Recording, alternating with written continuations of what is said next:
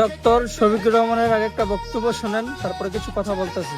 জামাত ক্ষমতায় আসলে কওমি মাদ্রাসা থেকে যারা পাশ করে বের হয়েছেন তাদেরকে মসজিদ এবং মেহরাব থেকে বিদায় করে দেওয়া হবে।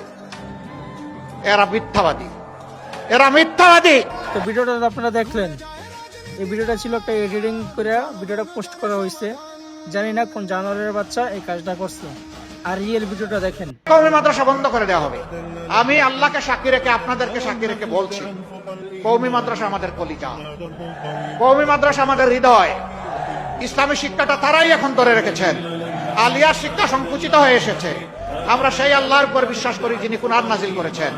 সেই কুরআনের অসংখ্য হাফিজ তৈরি হয় কওমি মাদ্রাসা থেকে।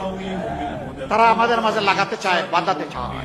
আমরা সবাই ইনশাআল্লাহ হুঁশিয়ার আছি, আমরা কারো ওয়াসওয়াসাতে পা দেব না। তো ভিডিওটা আপনারা দেখলেন, এটাই ছিল রিয়েল। ঠিক আছে, যদি ভিডিওটা ভালো লাগে থাকে তাহলে অবশ্যই শেয়ার করে দিবেন।